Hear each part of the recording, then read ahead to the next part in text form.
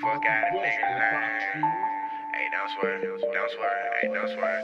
Push line. All right. Here we go. No Games, Just Business podcast, episode 12. Just Business. What's up, y'all? Episode 12. What's up, y'all? Ooh. I'm Darius. I got my cousin Jimmie in the building, and we got another one. We got Don, man. What's up, Don? Can't complain, man. How y'all living? Feeling good. Living good, man. It's a Monday. Fun day. We getting the grind on. It's day one of the week, really. So let's do it. Let's do it big. What's up? Yes, sir. Y'all see everybody representing today. I like it. You see the Falcons in the background. I see the Patriots hat. Okay. Yeah. And I see the Heat. I see Wade County in the back. I like it. Okay. We got Chase in the cut. Okay. Little people down there. Okay, we got Higgins and Burrow in the cut. Okay. What's up, fellas? Yeah. I like it, man. So yeah, we here to give you another one, man. Episode 12. Mm-hmm. It's 12 episodes in, right? It's crazy. Yeah, man. It's crazy. It's a juicy one. It's a great number right here. So, remind me of a goat. 12. We're gonna talk about we can't be throwing around this goat word all the time. We can't give it to everybody. But we're gonna talk about a great today. Yeah. But what's the rundown? What we got in the catalog today, Jimmie? And we got a little bit, yes, of everything. We got the NFL talk we're going to get into first. We're talking about the biggest disappointment, team or player. I can't wait to get into that one. From there, we'll go into, is it officially over? Is it the end for the Raiders, for the Green Bay Packers? Two teams we've seen in the preseason coming in. We thought they were going to be contenders. It's not looking like that. From there, we'll segue into overreaction or not overreaction. There's a lot going on in the league today. A lot of times recency bias sets in for the media. We'll align it, get the perspectives proper, get the proper perspectives from us three here. From there, we'll go into the NBA. We're talking under 25 years of age, the young guns. Who we going to pick number one to start our individual teams on some 2K field type of thing. From there, we'll go into the three dominant units, the three most dominant units in our opinion, either side of the ball, offense, defense. You pick your poison. From there, we'll close it out with six, the sixth topic, but it's top five, the top five team that we don't want to see in the playoffs. We're talking NFL here. The sleeper, the sneaky, whoever it is, we're going to run it down. Let's jump back to this NFL. What's up? Biggest disappointments, fellas, team or player. Let's go. Wow. This is a big one, man, because, there's a lot of surprises this year, right? Brady comes back out of retirement, so and they bring back everyone from the Bucs, right? Matt Ryan's supposed to be the favorite. And speaking of Matt Ryan, and that's what I'm gonna get into today, the Indianapolis Colts. I said I was gonna leave Matty Ice alone, but I'm sorry, I gotta bring him up again, man. And it's not just him; it's just this Colts organization, man. You get ahead and move on from Peyton Manning. We could say. One of the greats, Peyton Manning, right? You draft the future Andrew Luck. You can't protect him. And what does he do? He retires because you can't protect him. You bring in Jacoby, didn't work.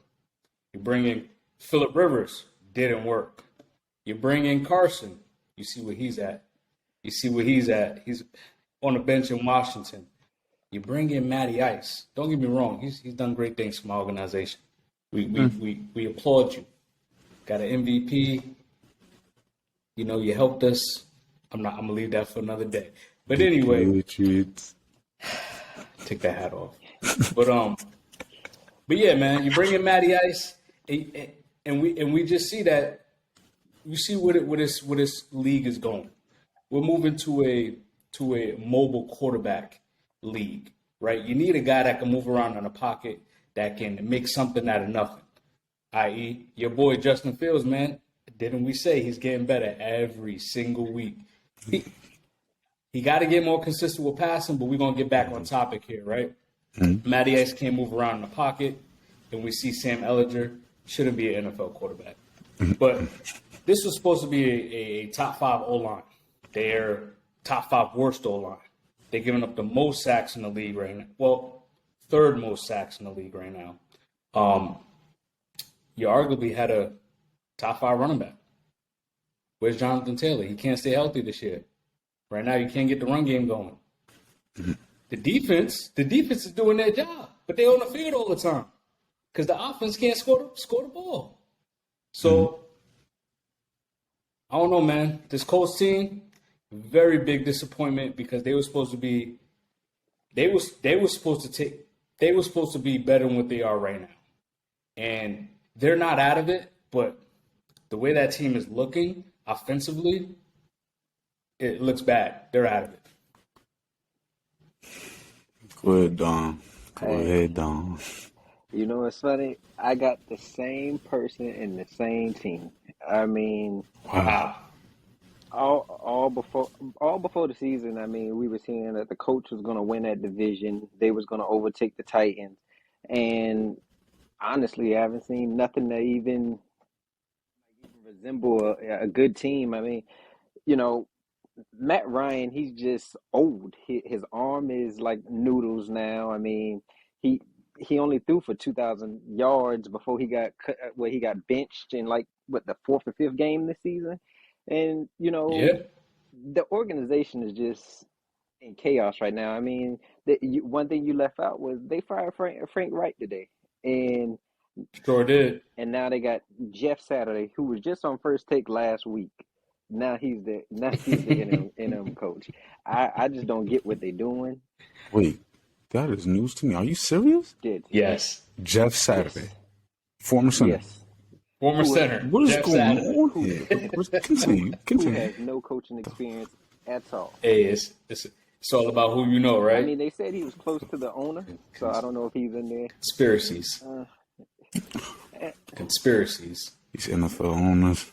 And so then you look at just like their offense. I mean, they're like 32nd in passing yards or something like that. Like I looked at all their stats. They either 30, 31st, or 32nd. Like it's horrible. And then they thought putting Sam Ellinger in was going to be a change. I didn't see it, and he just got sacked 9 times against the Patriots last week. Like you said, that offensive line was supposed to be top 5, and now they're looking like one of the worst ones up out there. And I mean, they gave away a good 3rd round pick for Carson Wentz, and like you said, where is he at now? I mean, for Matt Ryan, I mean, my bad. But like where's he at still? Both of them on the bench. So I mean that's who I got. I mean I could have went with Russ and the Broncos because I was hearing a lot about them also, or the Raiders. But this one just stuck out This one stuck out the most because Matt Ryan actually got benched. They fired their coach, and now I mean they hired Jeff Saturday. Yes, it's a lot. It's just a lot going on with them. That is just like, what are y'all doing? What are y'all doing right now? What's going on?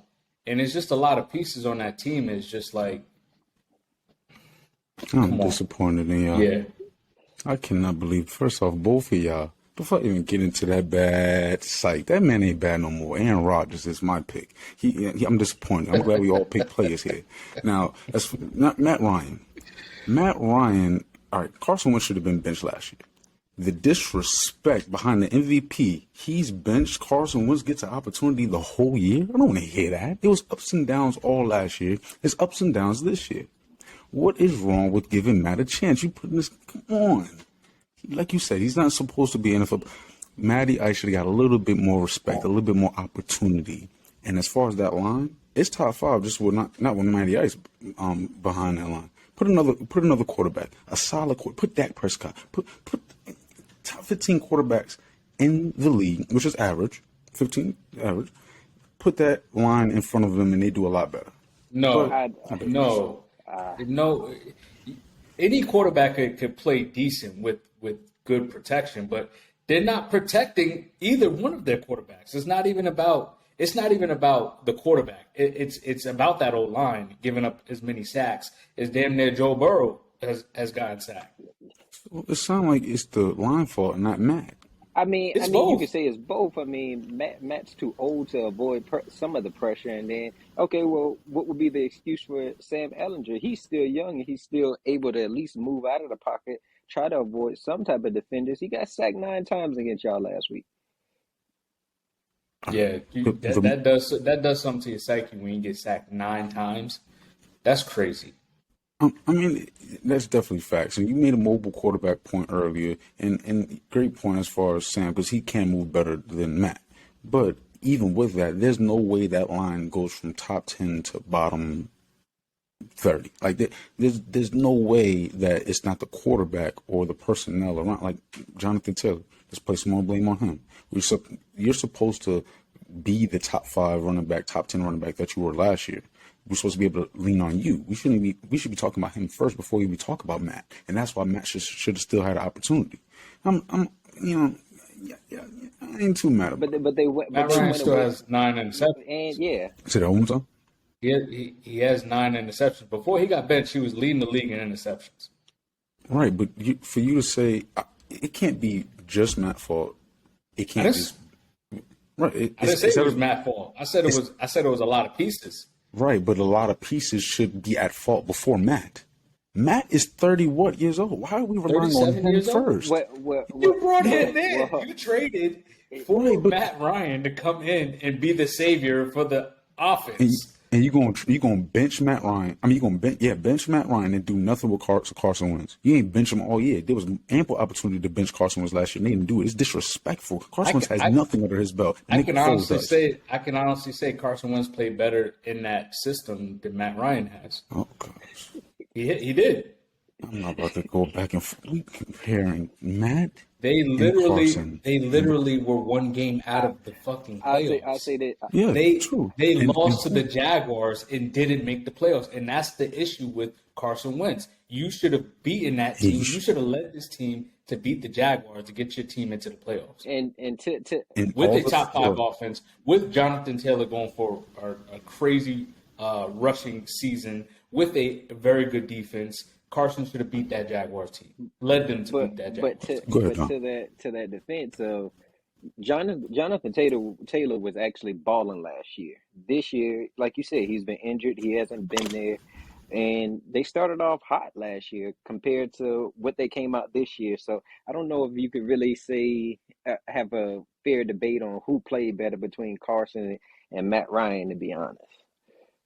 It's tough because of what was around him. I definitely agree. And that's the only thing I was just about to say. Now, I'll digress when it comes to y'all Colts and Matt Ryan. Put a little more respect on this veteran's name. But I'm about to disrespect another veteran's name. Aaron Rodgers. I cannot believe this bad, man, that we keep giving this man the opportunity. I'm one of them. I'm guilty of this. I thought that the Green Bay Packers would gradually be back into contentions in our mind. Maybe not record, but in our mind. And they are 2 in the division. You know, they still have an opportunity. So I'm not going to, poo-poo them too much, but it's the road now. If you are coming in as a lower seed, you're also playing the top seed. And one of those top seeds is going to be your kryptonite, Aaron Rodgers, 49ers, Jimmy Garoppolo. Now, my thing is for him, why I poo-poo him and I'm disappointed is because of his leadership. And it's been for years. I want to see my quarterback lead on and off the field. I want to see him lead in the locker room, not point the finger, but maybe point the finger at himself so that we can take pressure off others because you've been here, you've done that. So let's do it again. What's up? Get your second Super Bowl. What's up? What's your excuse? I'm tired of it year in and year out. We give an excuse for LaFleur and the bad man. That's my guy. That's my only. I could. Go ahead, there. Go ahead. No, go ahead. My only pushback on Aaron Rodgers, he hasn't looked good. Maybe he hasn't looked good, but what about his weapons? Who is he throwing to? Like it's like what he's like 38 or so, or however old he is. What do you expect him to be doing out there right now with no weapons? I'll let you go, Dad. I'll let you go. Yeah, I see both sides of what y'all both are saying. Jimmy, you bring up the point of leadership and blame deflect. And sometimes you do got to take responsibility, especially as the quarterback, especially as a veteran as he is, as a Super Bowl champion as he is at one point of his career. He should be able to get with these guys instead of pounding them and pounding them on what they're not doing. Hey, teach them the way. Hey, this is how to be a professional. This is how we've always done it. When I had Jordy Nelson, this is what he would do. When I had Devontae, this is the way he worked. Donald Driver, I don't care about their issues, right, off the field, because I don't care about their issues off the field. But when they were on the field, they won. Mm-hmm. And we'll get into the Packers a little later. And next, and you know what? We might as well just transition right over to the Packers and the Raiders. I mean, yeah, we can do that. We can do. Let's go right into Green Bay right now. Let's do it. The end is here, and it's because, bro, like we always talk about what quarterbacks don't have as far as receiving, but we need to start speaking on what they do have if they do have a running game, because that helps you in the receiving game. Aaron Rodgers has a run game. This team will not. It's the mindset, the mentality to not run the ball. You're gonna, between AJ Dillon and Aaron Jones, you had 20 carries combined.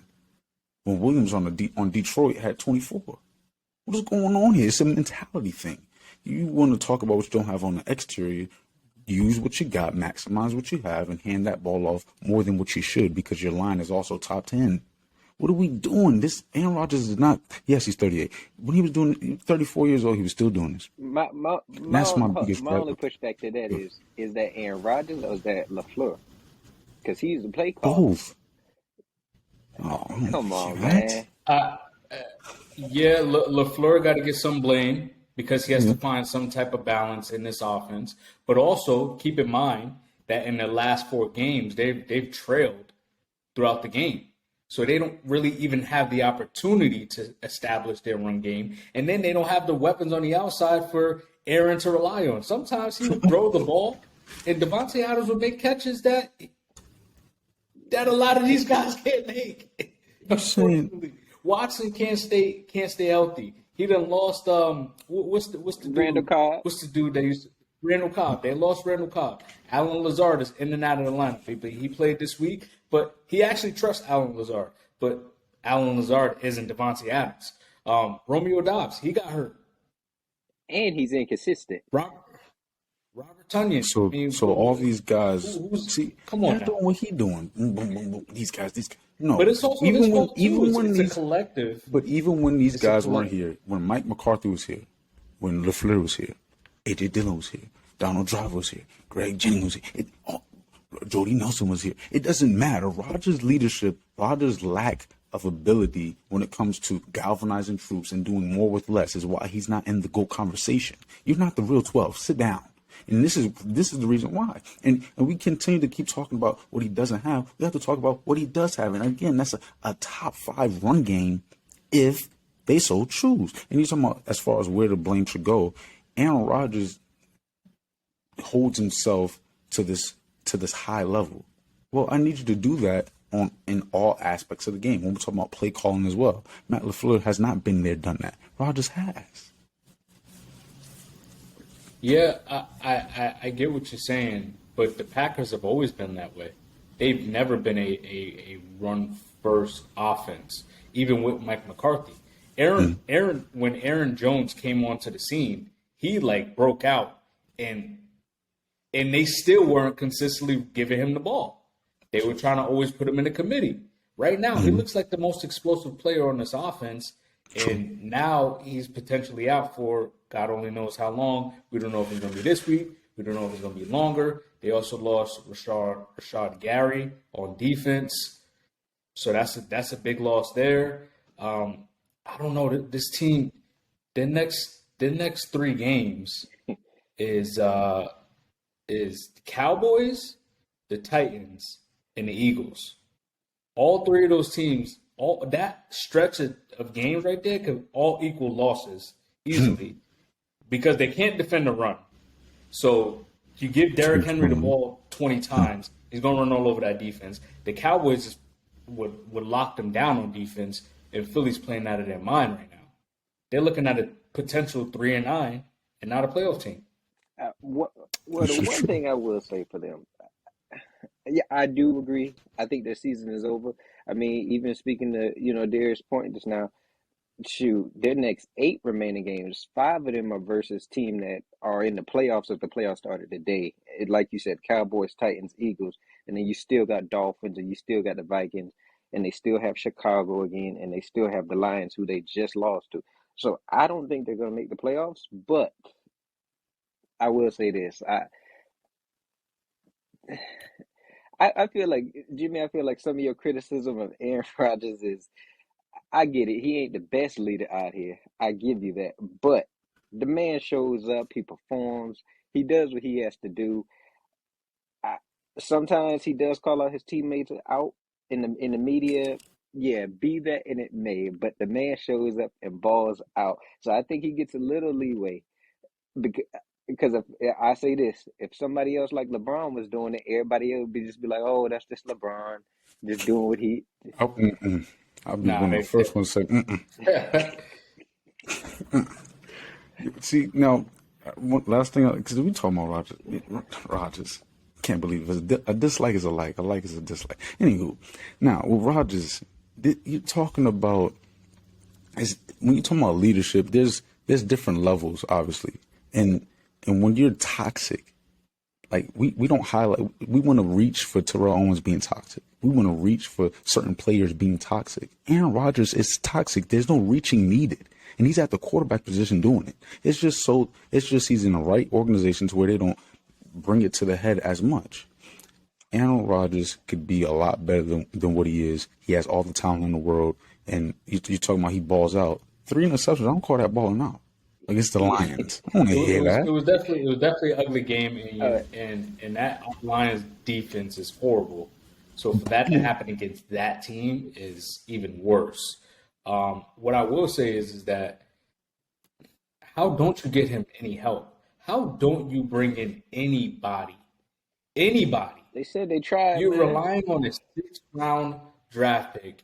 I don't know where Alan Lazard was drafted. I don't know if he went undrafted, but you got Alan Lazard, Randall Cobb. He was a solid slot receiver as a journeyman receiver, but he's not like the old Randall Cobb. Um, Come on now, what do we? And then, like I said, Watson can't stay healthy. Every time he plays, he gets hurt.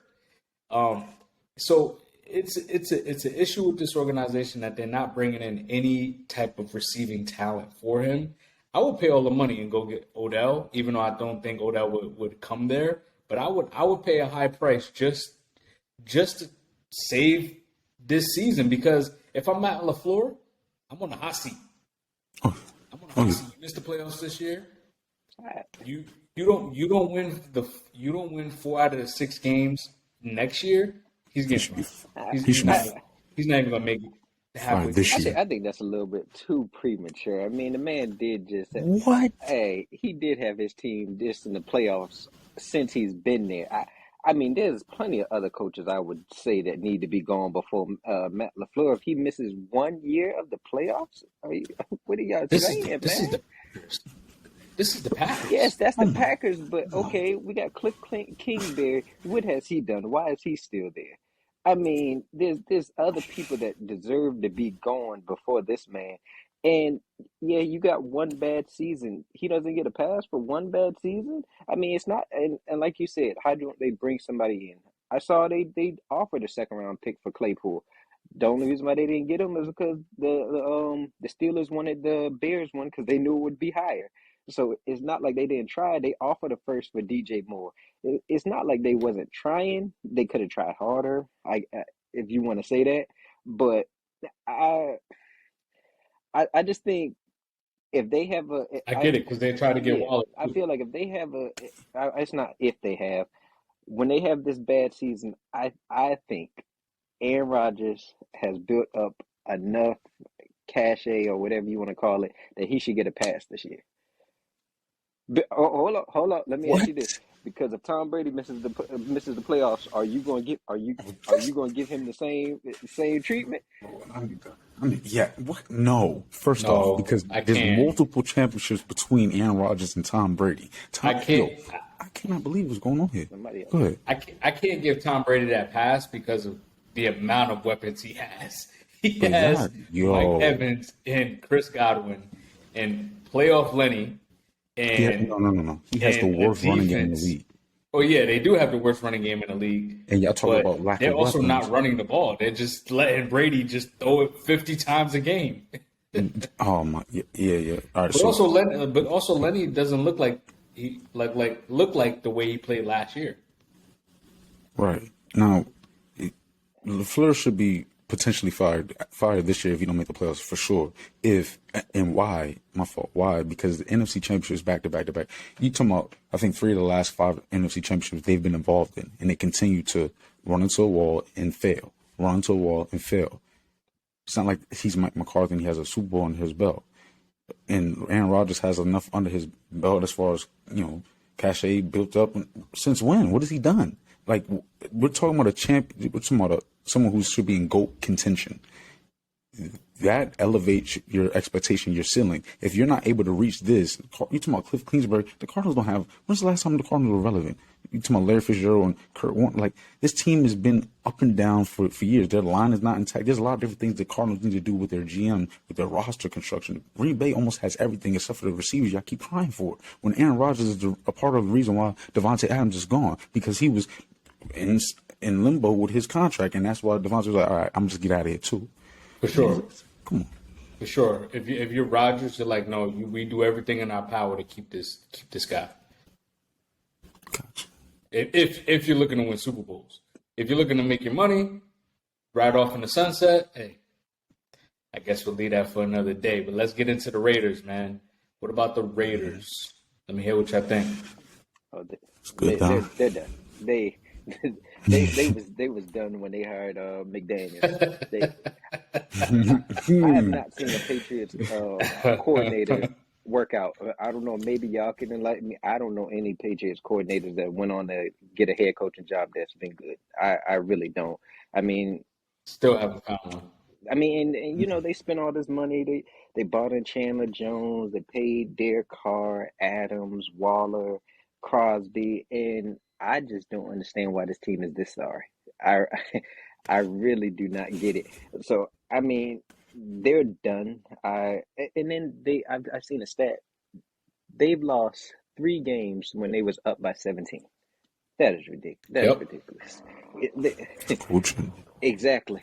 It's coaching, but at the same time, what is going on that defensive side where y'all can't keep leads? So, But it's not even the defense; it's the offense too. Mainly Derek Carr and the play calling. The play calling. Mike McDaniels is supposed to be this offensive guru, not guru, but like QB whisperer type. a top, yeah, like a top. He's one of the top tier offensive coordinators, supposed to be in the league. Yes. And he's not getting it done with this offense. You got Josh Jacobs in a contract year who's playing pretty well, actually very well. You bring in the best receiver in the league, Devontae Adams. Unfortunately, whoa. We're gonna get there. Okay. Chase? He has a long way to go. He got to pass Justin Jefferson. He has to pass Justin Jefferson. He's past him. What you mean? You talking about long way? Justin Jefferson hasn't done anything. You talking about he hasn't done anything? Chase has done more than Jefferson. Come on. That's a fact. Come on. What are you talking about here? Justin Jefferson hasn't done anything in the league? No, you just said he has a long way to go when comparing him to Justin Jefferson. When both haven't done anything. Chase has broken multiple records now. He played 1 year. Small sample size. Don't get me wrong. He's a top 10 receiver. 10? But I'm just saying. 10? Yes, he's a top 10 receiver. Top 5. Right at 5. He's a top 10 receiver. He's not better than Tyreek. He's not better Diggs, than Devontae Adams. He's not better than Diggs. Hopkins. Put He's some. not. Let's He's not better than Cup. hold on. And Jefferson I has heard done some it names. year in and year out since he's been in the league. Come on now. I Come on I now. heard Let, some let's I heard let's some not names let's just not get now. into this receiver topic again. Bro, you said We gonna Cooper. have You to said some. Cooper Cup. Cooper Cup is a product of that system over there, man. What are we saying? Yeah, we Don't you because that disrespect system is Cooper Cup like Hey, that. that man is a product of that Ram system, that Sean McVay Not a system. If he was to go you talk. play with Lamar Jackson, you think he putting up those numbers? He could, Stop. but Lamar got to that's give him the not a football. yeah, that's not a good example because his arm is very much in question. We're not gonna overreact I too said much that to because it that. would benefit me by saying that. That's true. I see. So we basically agree about these Raiders. They're done for. And Yeah. that's not even. They're done for. So we're done with them. We're gonna go to the overreaction or not. Let's go. Let's get this thing right in proper perspective, fellas. What's up? Let's run it down. What's your overreactions or not? Start it off, cuz. What's up? I got a overreaction that the Jets is not a true Super Bowl contender. The defense is ready. Sauce Gardner is he playing like a vet. With the He out there sauce. playing like a vet. That front seven is nothing to play with. And I said that they have young talent on that team, but they're missing a piece to take them to the next step, to the next level, and it's that offense. I unfortunately, without Brees Hall, I don't believe in Michael Carter. I don't think he can do it consistently every week. And we already know Zach Wilson, him turning the goddamn football over multiple times a game. And it's not like his weapons aren't solid weapons. Corey Davis, a solid number 3 receiver. I will take him as my number three guy, and I'm okay. Elijah Moore is in a doghouse. Coaching staff doesn't like him. I don't know what's good with him in that organization, but it's not clicking. And Garrett Wilson, man, he's a good player. He's a good player, but you gotta give him the football. And so I don't think I don't think it's a fluke because they are playing good football defensively, but that offense is what scares me. So when it does come playoff time, I don't think they're gonna do anything because the offense isn't gonna be able to compete. So next time they play the Bills, that's not gonna happen. Darius, I don't know. Me and you on the same page with some of these stuff here, man. Like I got the Look at that. Jets also. I do not think they're for real. I really do not. And it's more so of just Zach Wilson. I really think just when you get to the playoffs, I feel like teams are going to be able to at least cancel out that running game, and they're going to put it in Zach Wilson's arm. And I definitely don't trust that there. Like I seen Burrow a few weeks ago play against the Patriots. He just throw the ball away, and it just get picked anytime. He just throw it away. It's ridiculous. So I'm in 100% agreement with you on that. I mean, the defense is for real. I give you that. Sauce Gardner, Reed, their other cornerback, they have some dogs back there that's good, but Quentin Williams is playing very well this year. Quentin Williams' brother, I forgot his name. What is like Quincy Williams or something like that. I mean, they have some good pieces over there on the defensive side, and even the offense, like you said. But it's just that quarterback. I can't say that they're gonna. It's just the AFC is just too deep and too many good quarterbacks that I would even consider the Jets as a legit contender because of their quarterback. Your boys set it up perfectly, man. Because like them Jets, the reasons which I just highlighted is exactly why I believe the overreaction. The Bills losing to them is a big deal. Okay, so we can't underreact. You gotta properly react because the last 2 weeks, yes, they beat Green Bay, but the fashion in which they did it was not impressive. You're talking about a Jets team that is not a contender. Yeah, I just highlighted it. They're not for a lot of different reasons. In the Bills, they're not gonna win every game. You know what I'm saying? Their schedule hasn't been that favorable. Things of that nature. They're not the Eagles. They can be They can be had. They could be, whatever. But it's Josh Allen who's I can't just ignore the two interceptions the last two games.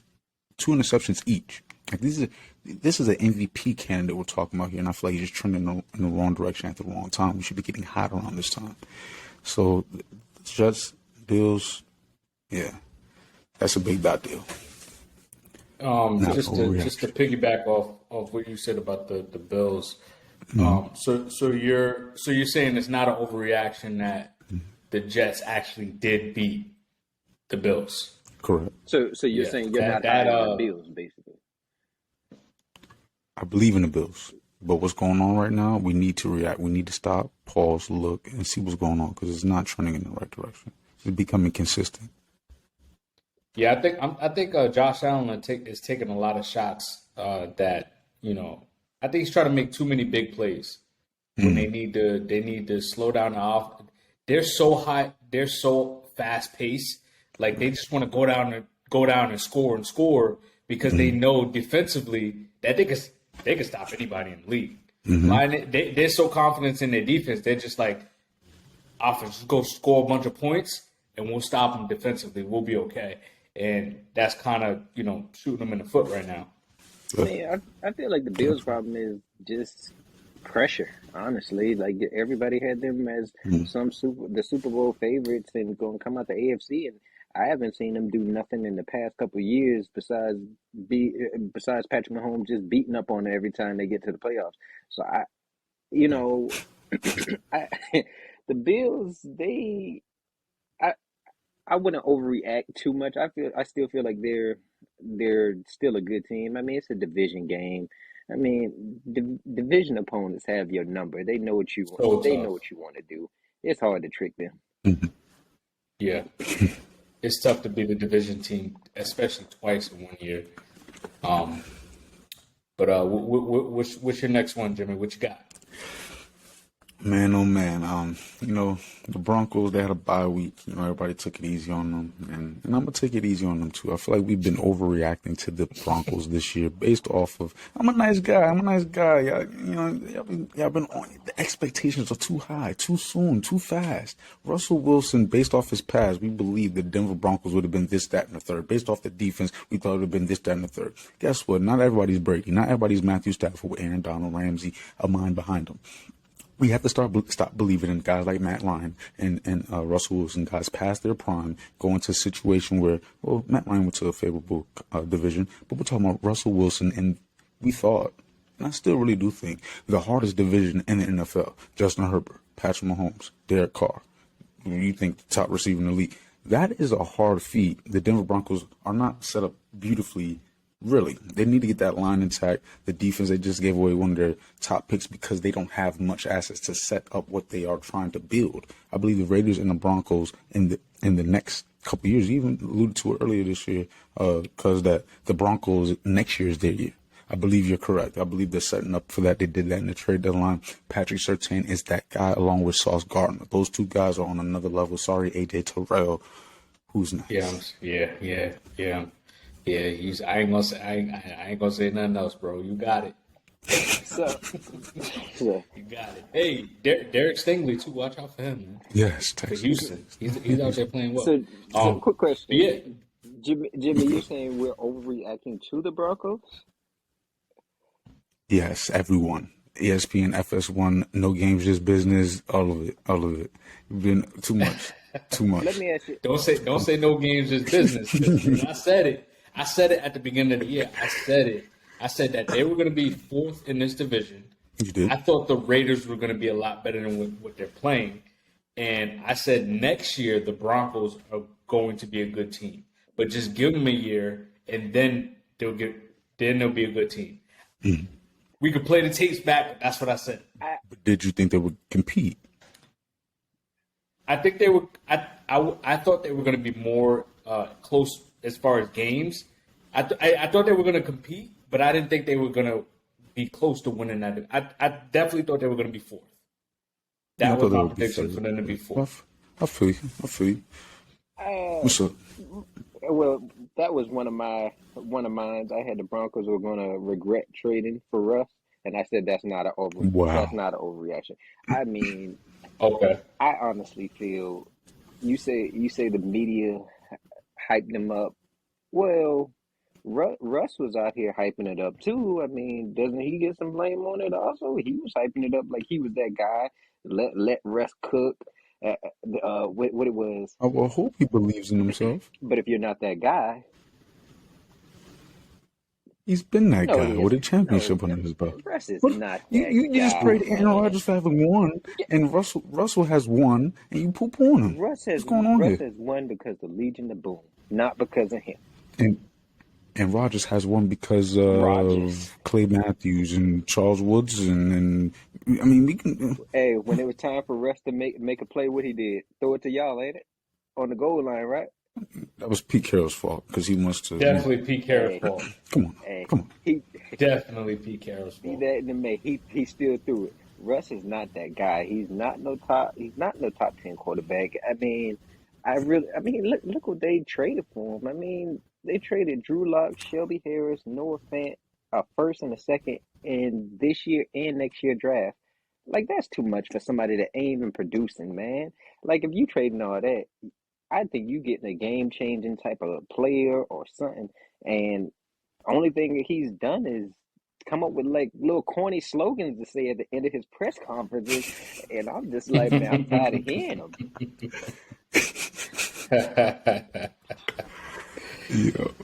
Yeah, man. Yeah, man. This Broncos team. I won't say that they regret trading for Russ because they definitely needed to upgrade. I think I'd rather Russ than Drew Lock, and I don't even know the other guy that they had. So I'm gonna just say They Drew had Teddy Lock. Bridgewater. Teddy. And he Okay. looked better than Yeah. Russ this You year see too. what? I don't know about that. Hey, Russ definitely looked better than Teddy, and I like Teddy. I like Teddy. Yeah, me too. I do like Teddy, but I don't know. Teddy looked bad this year, and we're gonna leave that for another day. But I don't think they're gonna regret the Russ trade. I think we just gotta let it develop a little bit.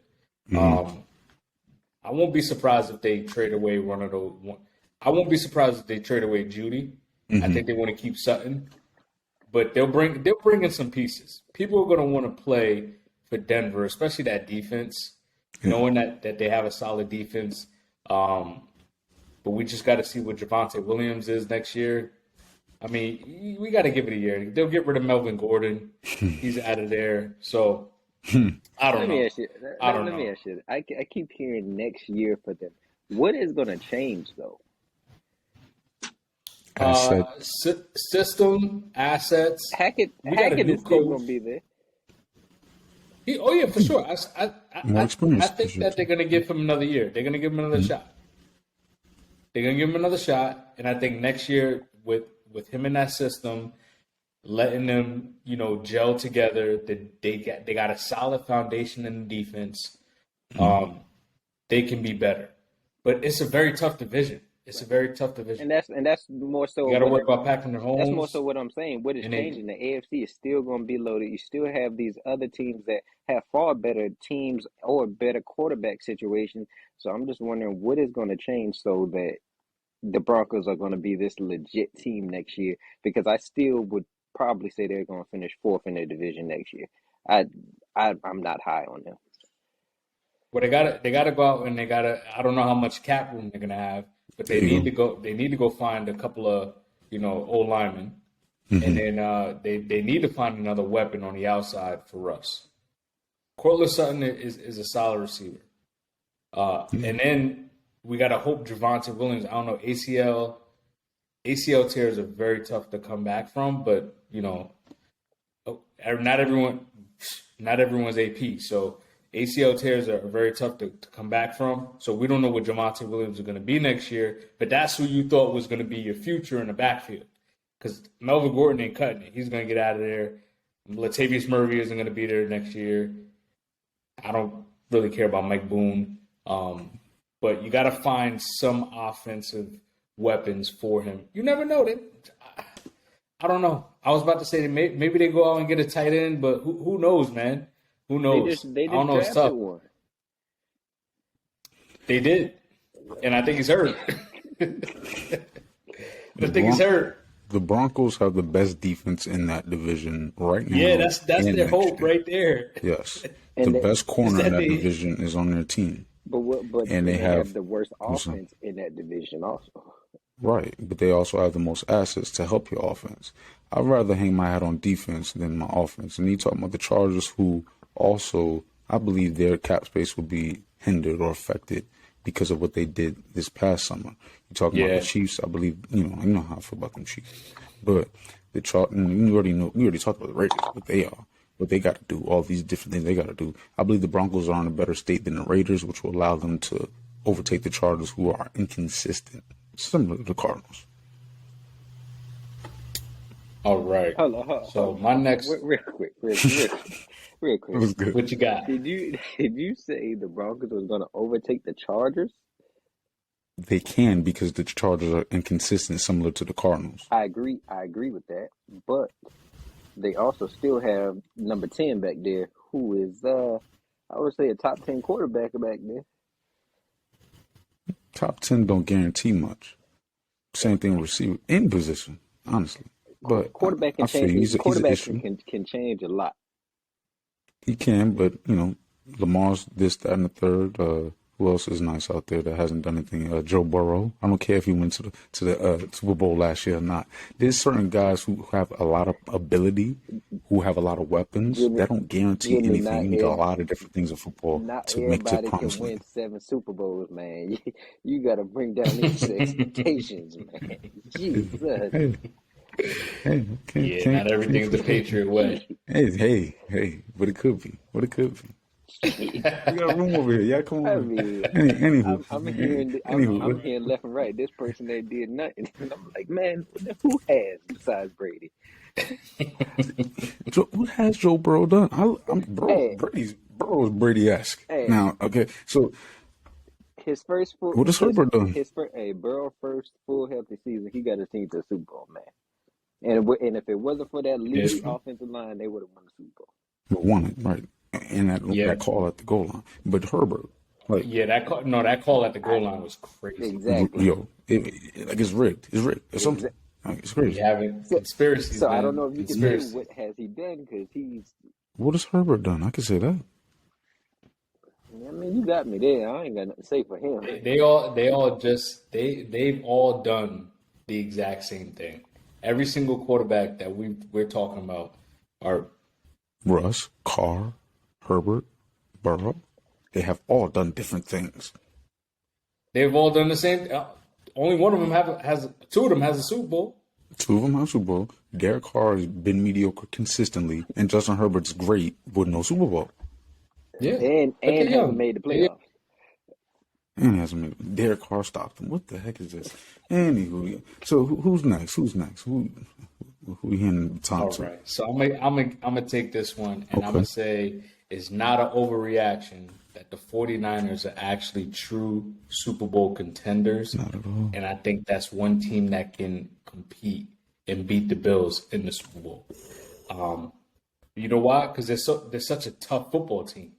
They're pound for pound tough football team. That defense, we could line up that front seven for San Fran and say they're just as good. And I said front seven. I didn't say the secondary. So glad. I'm so That secondary is something else when we get to the Bills. But that front seven, we can line up both sides and say they're pretty equal. I mean, Von Miller, when you add him to the Bills, that's on another level. But they can compete with each other because Warner's top 3 middle linebacker in the league. Shoot, I say So number one. I mean. yeah. I'm like, And then you got a play caller in Kyle Shanahan. Now, Kyle, this is your third opportunity. If you get this team to the Super Bowl, this is on you now. This is on you. Now the spotlight is on you more than your team because this is your third opportunity. You had your chance with Atlanta. You didn't get it. You play Kansas City. You didn't get it. Now you have another opportunity. You bring in CMC, who is a game changer, and with that offensive line, his efficiency is going to go up because it gives him more opportunity to catch passes, or he could make a guy miss once he gets to the second level from this behind this great offensive line that San Fran has. Debo, we already know what Debo is. You got George Kittle. You can't sleep on George Kittle. I'm not sleeping on Ayuk. This offense is they're top tier. They're top tier.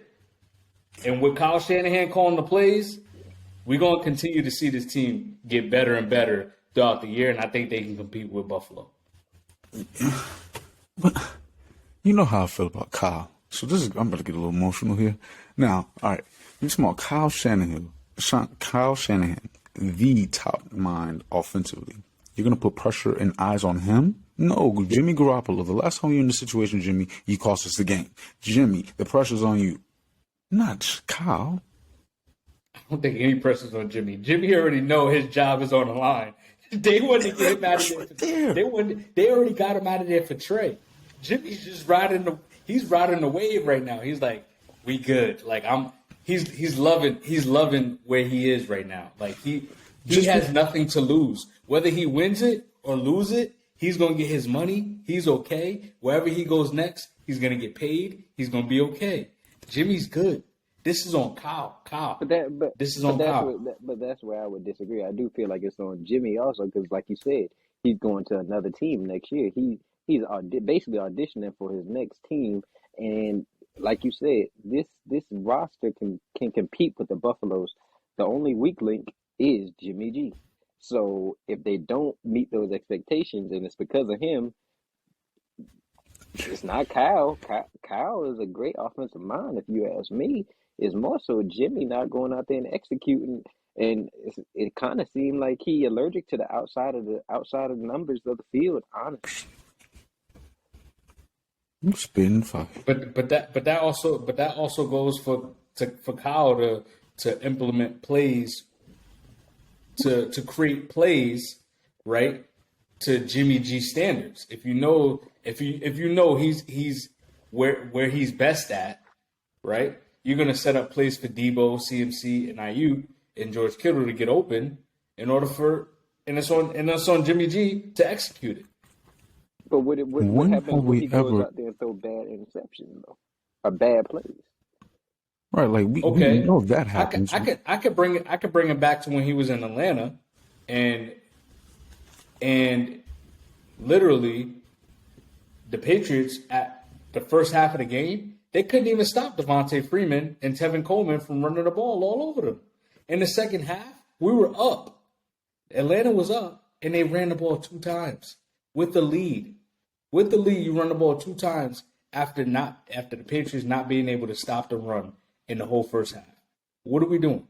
This is what I'm saying. Now the pressure's on you, Kyle. Disappointing right here. It was also little things in that Super Bowl with the San Fran and the Chiefs that didn't happen on the offensive end as well. So when Mahomes threw a lob ball to Tyreek Hill and he had to sit there like this and catch the ball, where's the defense? Where's the defense on that? Come on now, that's a bailout right there. So there were some plays that didn't go San Fran's way that isn't all on Jimmy G in the offense. Oh my lord! Now, all right, we're gonna flash back to Super Bowl. I love to reminisce on. Matt Ryan fumbles the ball. Do you recall? He should have threw the ball. He should have threw the ball. That was like regardless of what Kyle called and before I even go there. When have we ever questioned Kyle's X's and O's? Drawing people up. When has it ever been a problem? As a coach, as a head coach, he's not Josh McDaniels when he becomes a head coach. All his offensive guru mind shit goes out the window. No, it comes with him. He's a great leader. He's giving people opportunities. He's able to do it with a mobile guy. He's able to do it with a non-mobile guy. He's able to speak life into guys. He's able to get more out of less or do more with less. He's able to make trades. He's not stubborn. He's willing to bend for the team. Jimmy, what are you going to be willing to do for the greater good of the team? Emmanuel Sanders was exited and old, drew up wide open down the field. It's time to execute. That's on Jimmy. That was on Matt. Essential parts of the game that almost determined the game. Kyle, you'll be all right. And and again, if Kyle makes it to the Super Bowl again and loses, how is this going to look?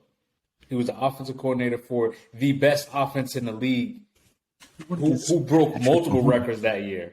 He played Patrick Mahomes and Brady. I'm talking.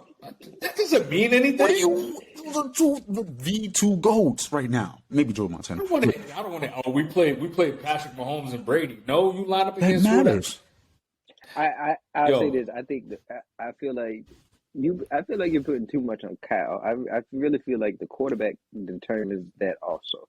I mean, like you said, Mahomes is Mahomes, but if you don't have a guy back there at your quarterback spot that can produce at least to that same level or a little bit less, then you're not gonna take down Mahomes. I mean, we just saw that last night.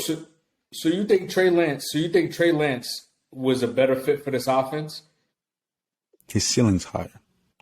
I'm not young, sold though. on him. So just because of his age, no. I believe the ceiling is higher, that they can do more. He won't be the reason you lose. We're hoping Jimmy's not the reason they lose.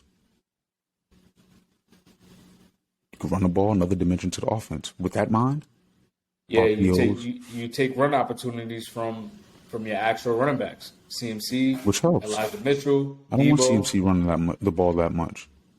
But when he gets it, it's efficient. I mean, yeah, but if you're able to have another dimension, like Jimmy Garoppolo doesn't add another dimension, anything to the run game. But Trey Lance can't throw the ball consistently enough for me to even believe in that. There's a lot of guys who can in the league today, but they still win. They still have potential. They're still growing. Justin Herbert, Justin Fields, Jalen Hurts, Lamar Jackson. Justin Fields is winning? No, but he's getting better. Come on now. Winning? First of all, they've been in the league longer. They played more games. Jalen Hurts, and they've gotten better and better and better. Trey Lance has and we're gonna act like Jalen Hurts didn't play and didn't play at a high level at Alabama and Oklahoma. Yeah, wasn't a second round draft pick. Yeah, and then he's also played longer in the league. Who else you got? Justin Fields. They're not winning games.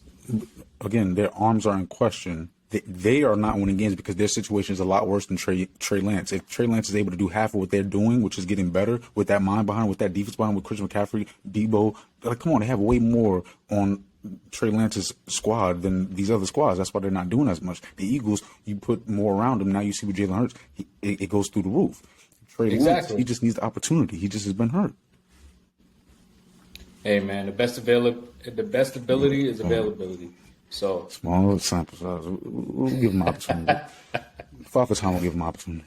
What we got next? What they got? Man, we gonna go ahead. Go ahead, Don. Go ahead. I don't know how y'all gonna feel about this one, but I feel like the Dolphins are overrated. And that's not an overreaction. Like I'm not sold on them. I mean, literally, I really feel like it's the schemes over there. I'm not sold on Tua. I don't feel like he's that guy. I mean, they do a whole bunch of crossing routes, and it helps that you got Tyreek Hill and Jalen Waddle, who's just gonna have all that yak yards after they catch. So I mean, I don't see how you can really judge them or judge Tua when you have that type of elite weapons out there, and the defense. I mean, the defense plays a lot of man. So you run up against one of these teams that have these top wide receivers, they're going to eat the Dolphins alive, man. Like, I seen it personally on Thursday night when they played the Bengals. T. Higgins made Xavier Howard look like he wasn't a top cornerback out here. I mean, so I'm just not sold on them. I really don't. I feel like they get too much hype from the media, and I feel like it's going to come all crashing down real soon, or at least first round of the playoffs if they make it. We can't really push. Jimmy, what you think? I can't really push back too much on that. Now I will, reveal that's one of my teams I don't really want to see in the playoffs because defending that is, I mean, they don't have the formula, the traditional formula for the playoffs. They have the high octane offense, similar to the Bengals, similar to the Chiefs with Tyreek. And I believe that could bite them. Well, they have Tyreek, but that could bite them in the ass because they don't have the run game. They don't stop the run. They're not known for stopping the run and running the ball. And I just believe in that when it comes to play all the time. Cold weather. I mean, you got the advantage if you're in Miami, but it's not that hot in Miami come winter time. So you have the disadvantage most times going to play the Bills, going to play Baltimore, things of that nature. So I feel you. Yeah, I actually can't push back at that either. But what I will say is, from one of my not overreactions is that I think Tyreek Hill definitely has a chance to hit that 2,000 yard receiving mark. I won't be surprised if he does, and that solidifies him. I mean, either way, he's going to be a Hall of Famer, but that's going to solidify him being a Hall of Famer. And seven Pro Bowls, 4-time All Pro. And that's including this year, right? So right now he has 6-3, but this year he's going to hit both of those. 7 Pro Bowl, 4-time All Pro, Super Bowl champ, and then he hits a 2K yard receiving year. I mean, he's a dynamic player, but you're right. That Dolphins offense, that's what they're living and dying off of right now is Tyreek and Waddle. I mean, honestly, I don't see anything wrong with it. The scheme is good, but you got to get your playmakers to football. That's what's going to take the win. But that defense got to play better. Because they were supposed to be a top tier defense, and right now them corners ain't playing well.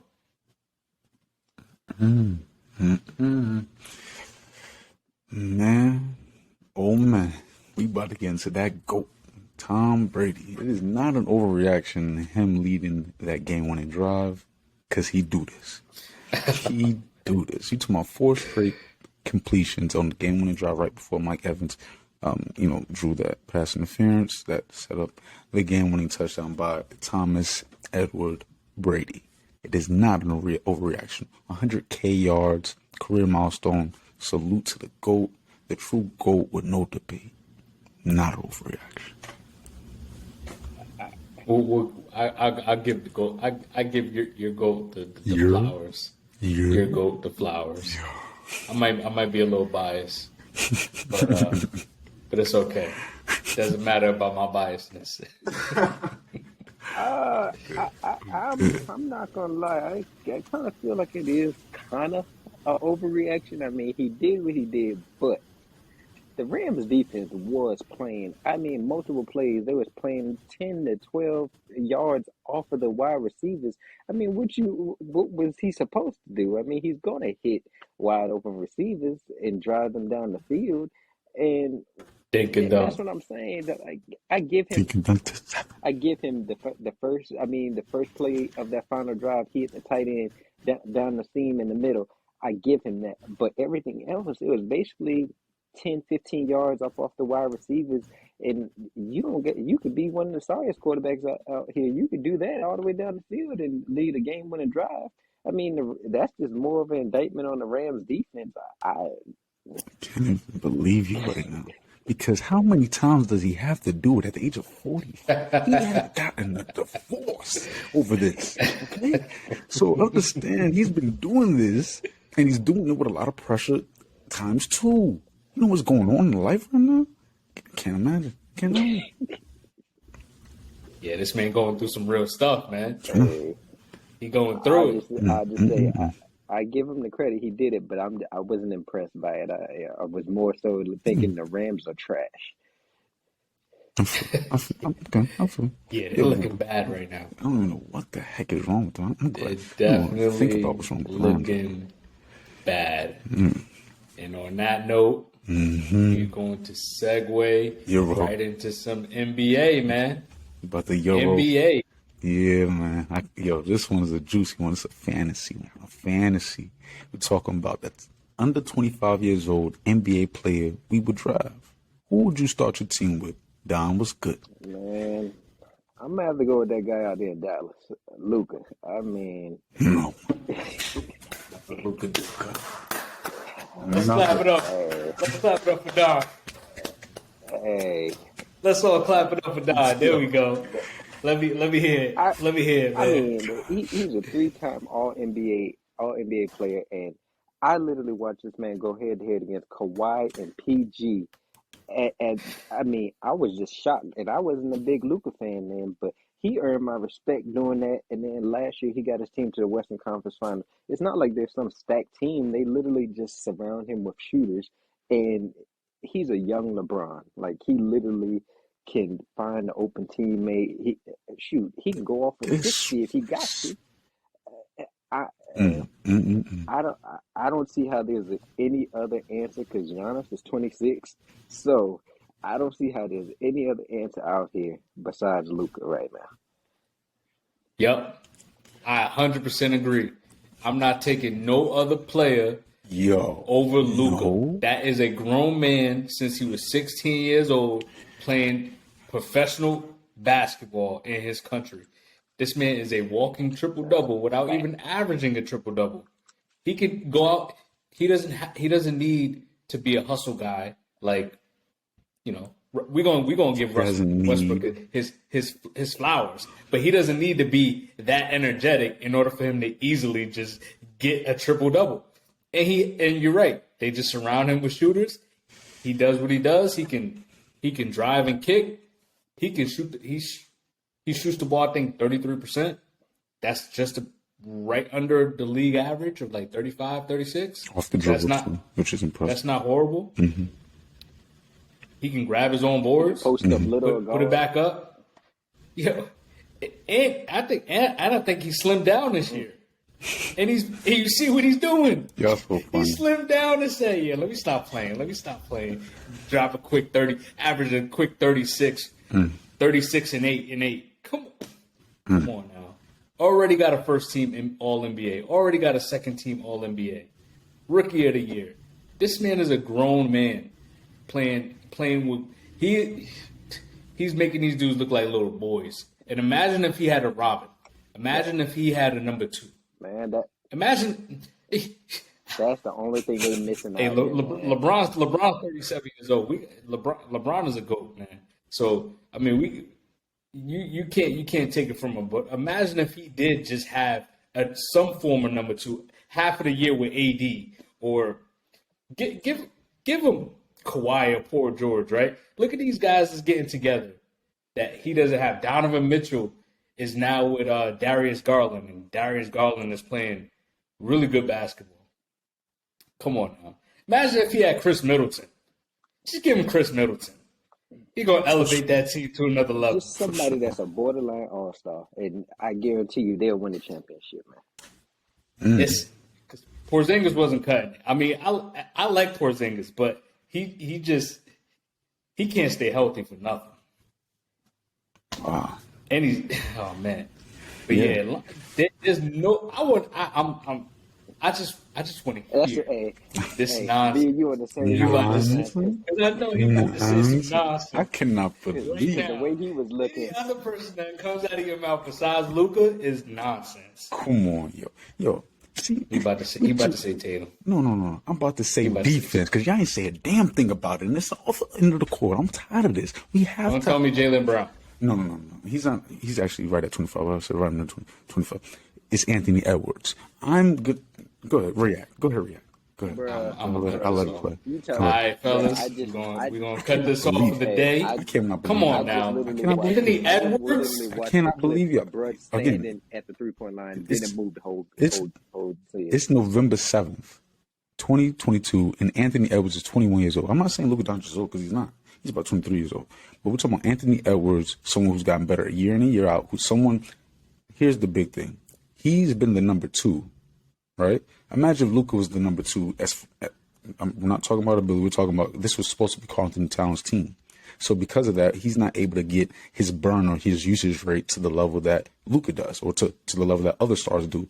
But his ability is not in question. He's able to do it off ball. He's able to do it on ball. He's able to defend at a better level.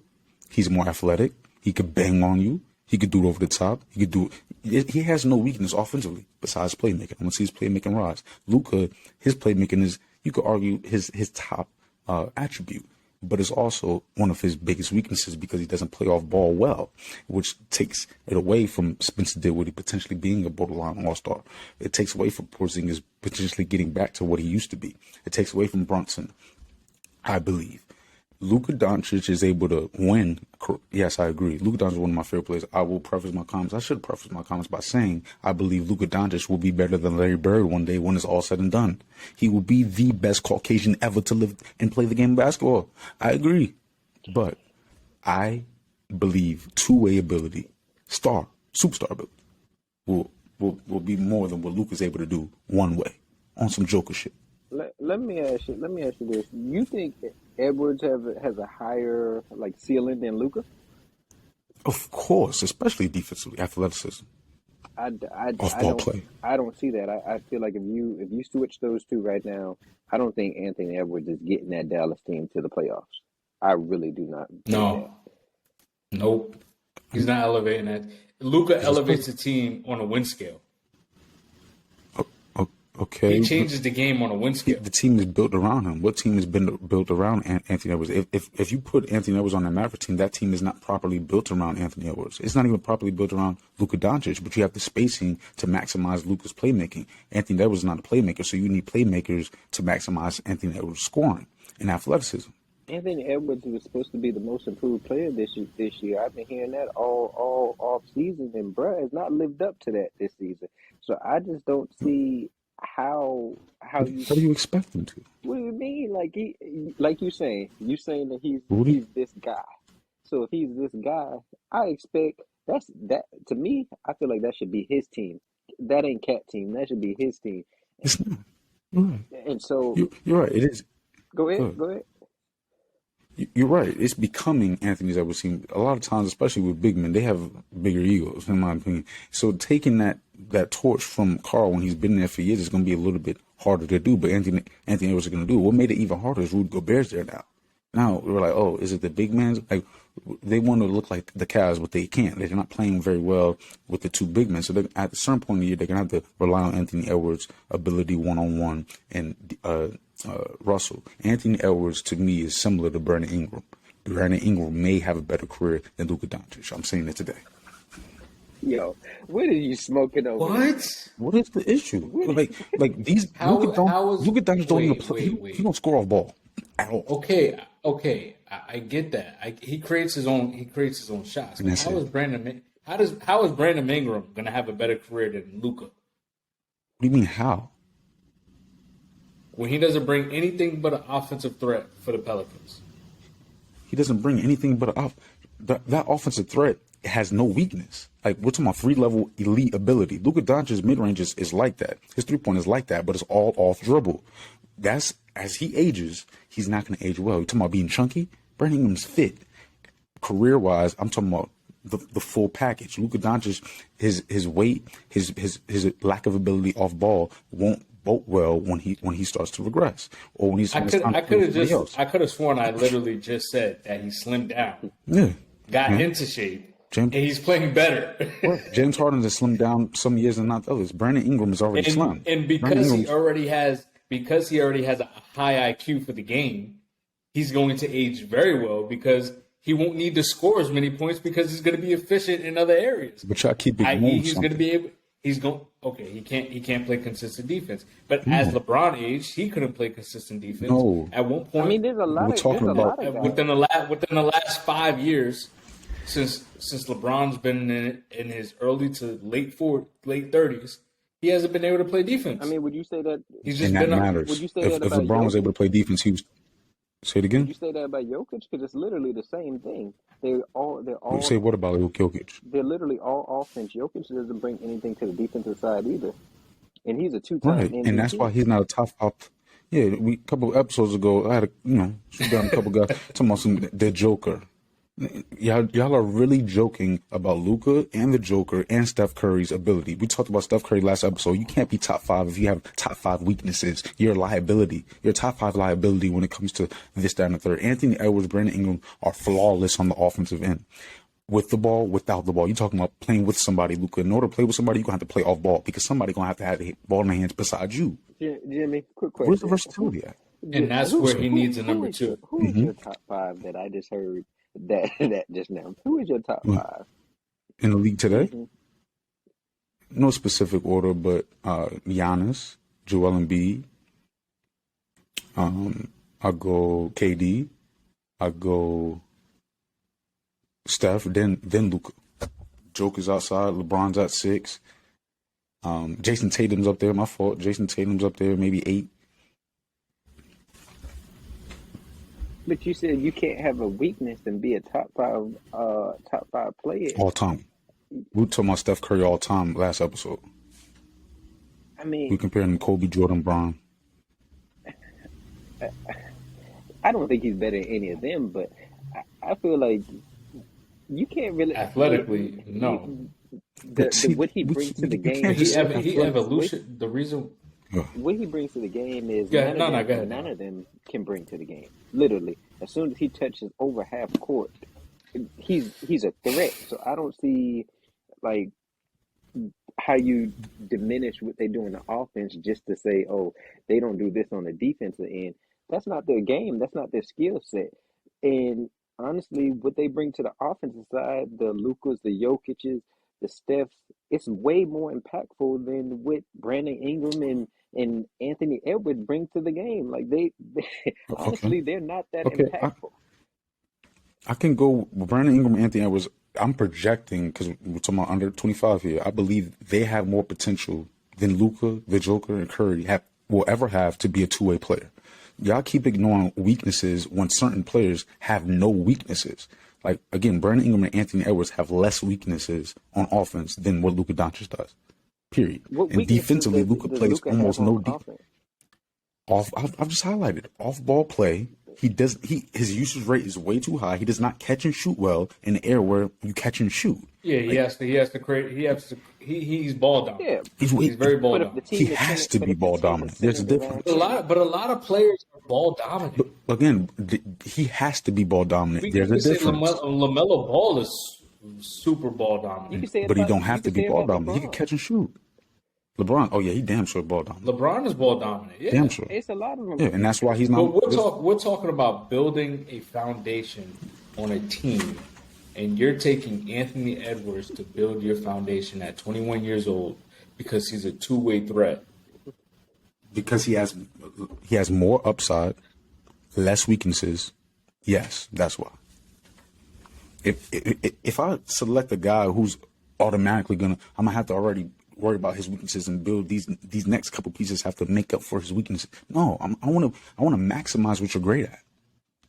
Why am I going to worry about a weakness first when you potentially don't even have to have it? But I think Anthony personally, you just can't plug and play him on any team, and it'll elevate on a win scale. Like you would have to. What's his weakness? You would have to bring a bunch of players in. Like he needs a select group. Just like what he has right now with Minnesota. While Luka, I can plug and play, and he can elevate my team on a win scale. I.e., he's brought this team to the playoffs multiple times. That Anthony Edwards would not be able to do switching both parties. Years old. Like Luka's 23. We're talking a 2-year difference. Right, but Anthony Edwards 19 points a game at 19 years old, 21 points a game at 20 years old, 22 years old, 22 points a game. Came in averaging 20, 21, 6, and 7. And still being a liability on the defensive end. Stop ignoring complete weaknesses because there's one thing y'all said defensively that Luka's good at or average at. Listen, I don't care. I'll take Luka and bring in Marcus Smart to play defense all day. Okay, I'm okay with that. That's fine, but we're talking about individual players here. You're talking about team construction. It's going to be a lot harder to construct your team when your first overall pick has a weakness.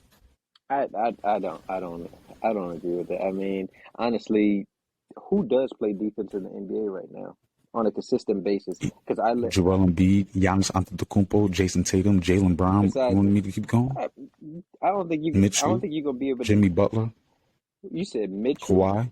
Paul George. I could keep going. I don't want to hear nothing but no Kawhi or PG. They don't play enough games for me.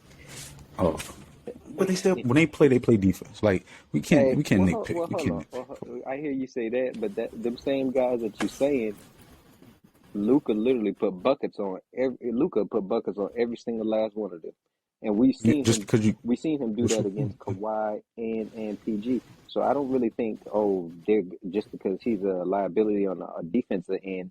that really matters because even if you do have great defense, you still not stopping somebody that's legit a bucket.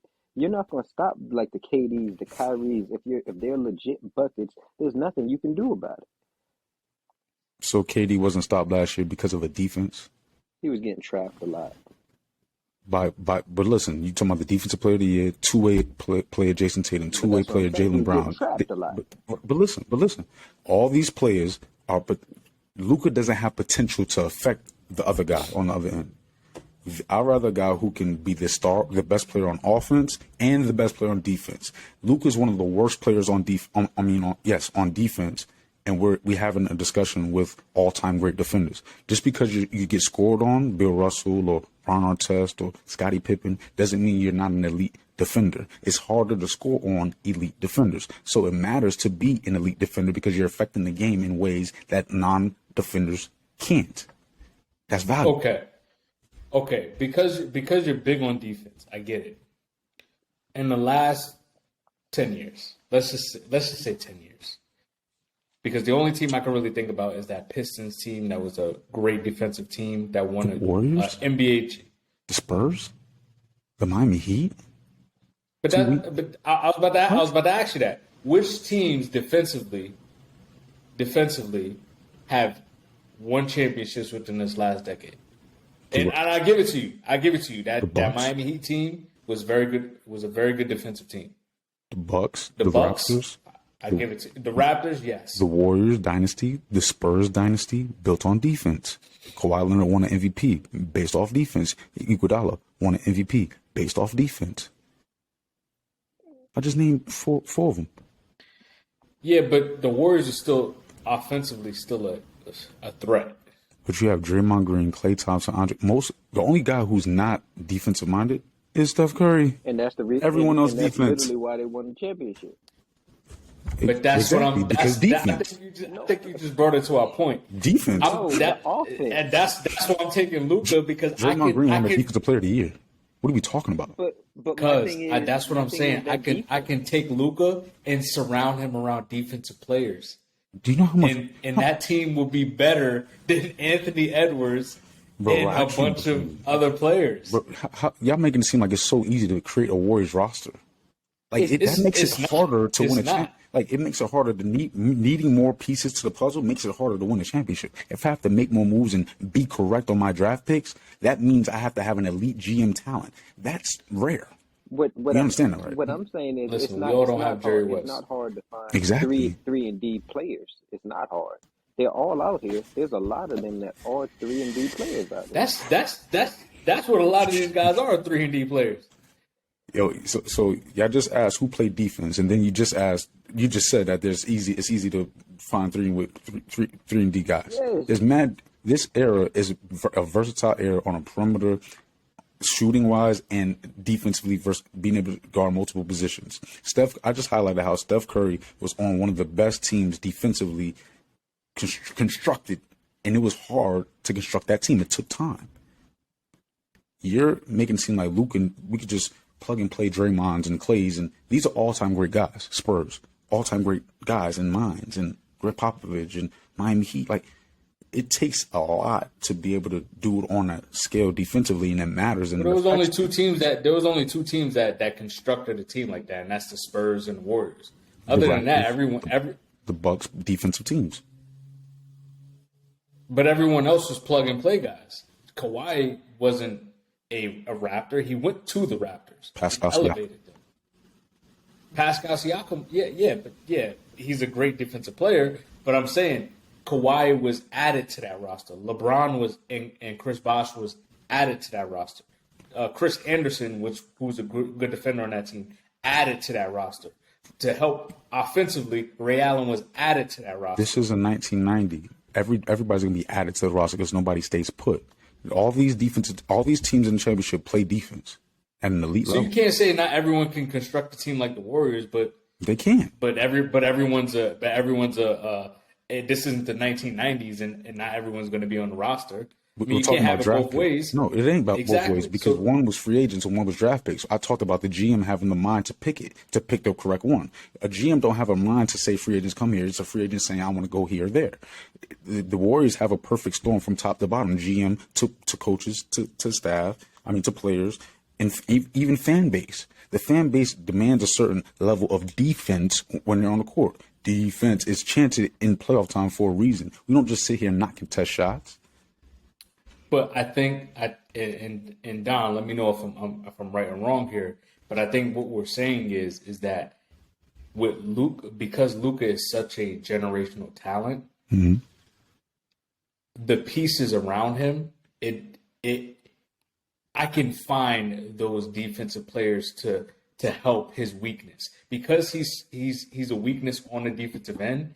I could find players to complement that issue, and we would be better than building the team around Anthony Edwards and finding players to piece together with him. I definitely disagree because the ceiling offensively is higher with Anthony Edwards, and especially defense, athleticism with defense. I don't see how you think the He ceiling is can't even make higher. the plays that Luka make. What play does Luka do besides play make? Like passes? Are you talking about passing? Because that's the only thing he can't do on Luka's level. The only thing. That's exactly what I mean. His IQ for the game is on another level. And he's in the can Luka is Luka a better scorer than Anthony Edwards? I think he is. Wow. Wow. Not a post better game, shooter. mid range, catch and shoot, off the dribble, athleticism, dunking on you, free throws. Complete scorer like Brandon Ingram, Luka Doncic. Who's a better scorer? This is easy. Come on. Hey man, I'm taking Luka, man. No matter who you put in front of me, I'm taking We're flipping Luka. this up. I told you. Luka's a I better told scorer you. than Brandon Ingram. yes. I told you. Besides Luka, the only person you could tell me that's better than Luka is Giannis in the league right now. That's Other utter than that- blasphemy, bro. Joel Embiid, like, come on. I'm not. No, we're not doing that. What? We're not doing. We were just on the NFL topic of what have they done? What has Joel Embiid done?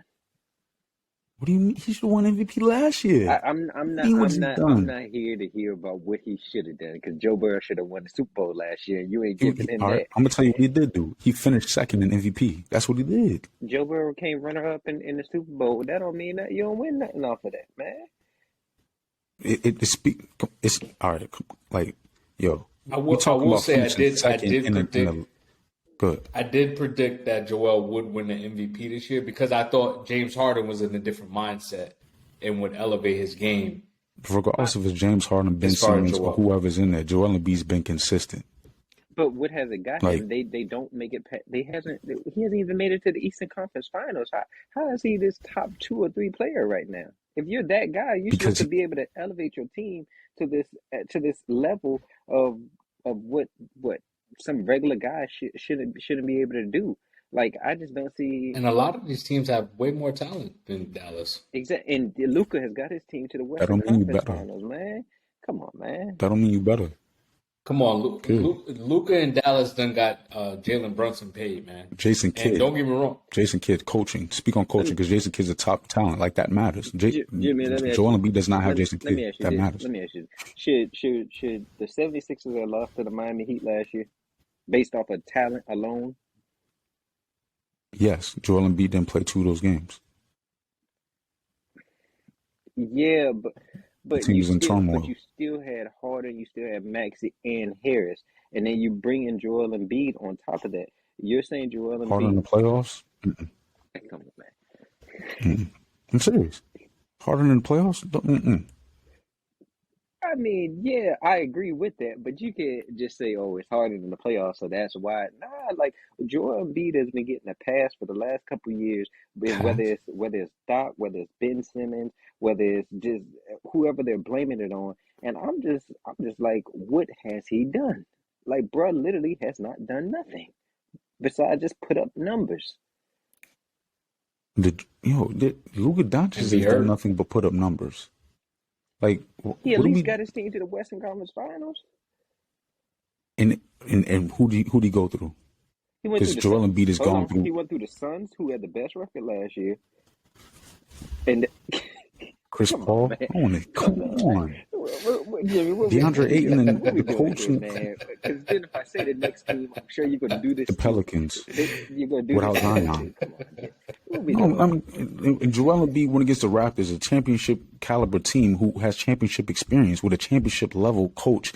Come on, next level. Who they play? Miami Heat, the team that just went to the championship as well. Like, Last year, the Raptors was not a championship level team. no, I said a championship caliber Oh, team with a championship level coach. okay. And the whatchamacallit, the Heat have a championship level coach Mm-hmm. with a championship level player, Jimmy Butler. Like Joel Embiid has gone through things with Ben Simmons, who let's not act like Ben Simmons is. Come on, we're not even gonna poo-poo him today. Ben Simmons, James Harden, and the coaches have been Brett Brown, Doc Jim, Rivers. We know what Doc Rivers does. Jimmy, Like, I got one question. he's a center. I got one What's up? question. Didn't they lose to the Hawks? Yes, they did. Wait, what are you talking about? The 76ers? Yeah, didn't. With Ben Simmons 2 years ago. 2 years ago with Ben Simmons. So He didn't take a shot right over the rim. That matters. is it just Ben Simmons' fault that they lost? Mostly Ben Simmons' fault. You need a closer with a center. Joel Embiid is one of the only 3-level scorers we've ever seen, but the center position needs more help. And the guard position, with the small guards like Steph Curry and the Luka Doncic of the world, the Larry Birds, need more help than these elite wings who are able to do more on the court. They have less weaknesses. The big men have more.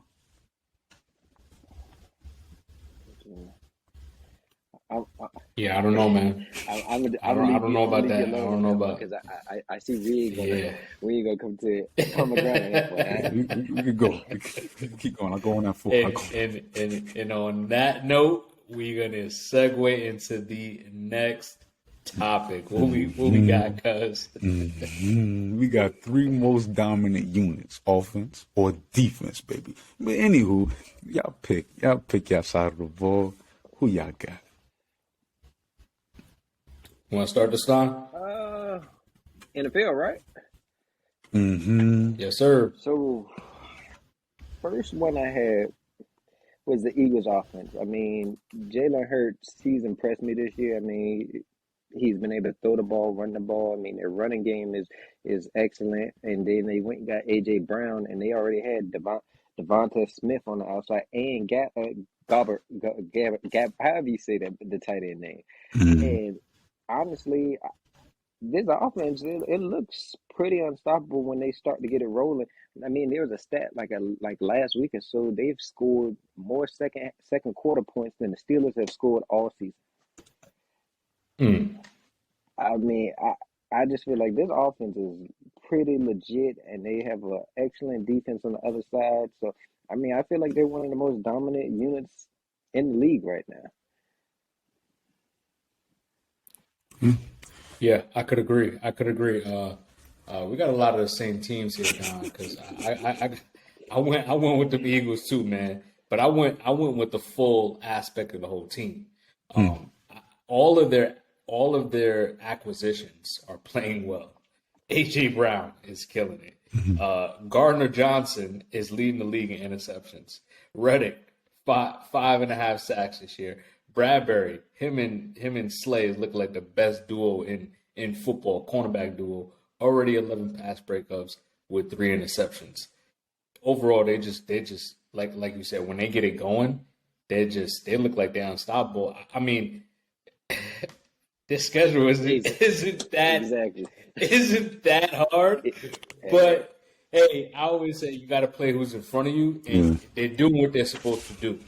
My thing with this team is when you get to the playoffs, Jalen Hurts, you got to elevate your game to another level. And other than that, I think everywhere else, they're okay. Like the O-line is good. The defense is going to be good. They got the playmakers on the outside. Miles Sanders is a solid running back, but it's on Jalen Hurts when they get to the playoffs to help elevate that team. So that's actually one of my teams too. On you, cuz. That's what's up, man. I'm gonna go to the Browns O-line. Keeping it a minute. They're helping Nick Chubb, maximize his peak, and they getting ready. They're getting ready, man. They're keeping him alive. Deshaun Watson coming back is boy, oh boy, Deshaun with that line. Oh my gosh, only a matter of time. Texans line didn't do it for him, but he was still able to do it to him. Got one playoff win just like Lamar Jackson. Imagine with that line in that division, shaking it up. Joey B, Lamar, watch out, because he's coming. He's here. He's ready. Yeah, that's tough, man. That's tough because I like Mike Tomlin and the Steelers, but that's going to be tough. Year after year, you're going to have to play Joe Burrow and Lamar Jackson and Deshaun Watson every single year with Mitch Trubisky and what's the Kenny rookie Pickett. quarterback that Kenny Pickett. Kenny Pickett at your quarterback. Don, it's on you, man. What's your next one? I'm not too high on the team. I'm just talking mess about them, but the Denver defense, I mean, they only allow 16.5 points per game, and honestly, I feel like they got the best cornerback in the league right now in Surtain. And then they got Simmons back there, one of the best safeties. This defense is surprisingly good. I mean, I didn't know. I only knew Surtain and Simmons. I didn't know too many of I knew Gregory. I didn't know too many of the other players on that team like that.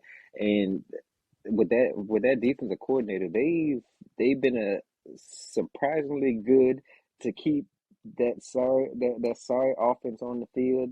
I mean. Denver defense. That's what I got. Right?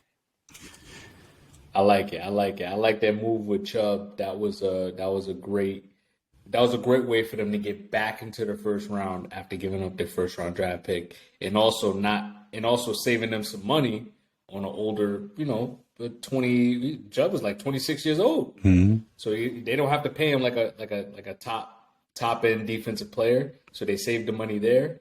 And Chubb does battle some injury history, so that's a good one. I like that. My second one is the Titans running attack. The Titans rushing attack is going crazy right now.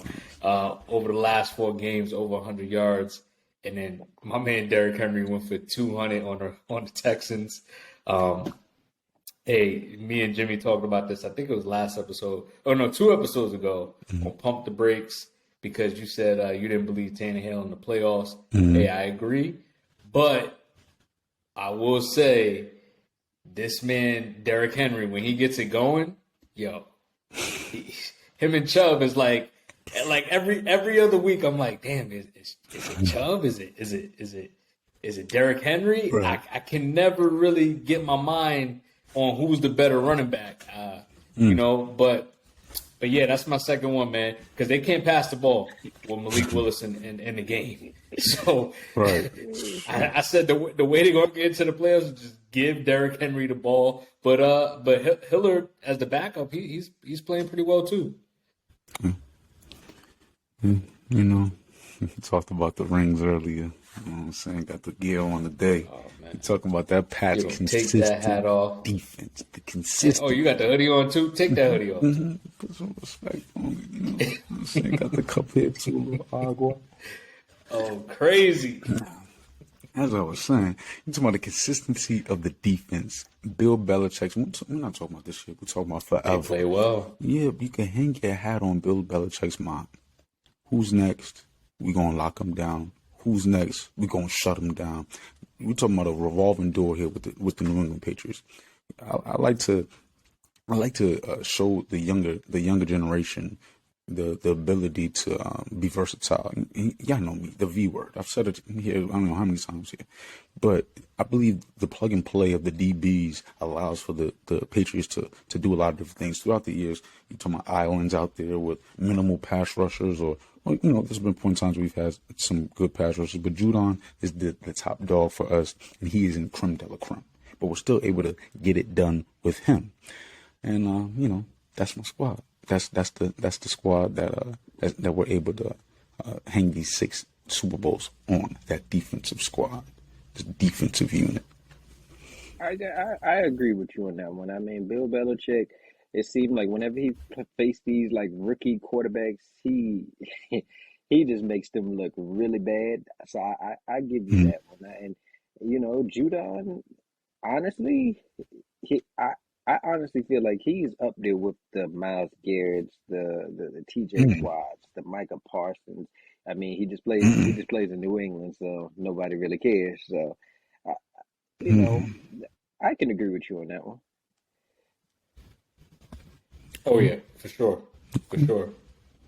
Okay. What you got down? Last one I got, Chiefs offense. I mean, Mm. hey, if you got Mahomes and Andy Reid, you are you're pretty hard to stop. I'm not gonna lie to you. I mean, they're averaging 30 points a game, and like I said, it's just hard to stop them. I heard that they was going to be trash without Tyreek Hill, and I mean, this offense, this offense look even more unstoppable because now it ain't just Tyreek Hill and just Kelsey. Now it's you got to worry about Juju, you got to worry about Hardman, you got to worry about Kelsey, and then what's that little fast running back they got now? It's a lot of different people. Clyde. No, the other one here, What? rookie. Oh, Jared McKinnon.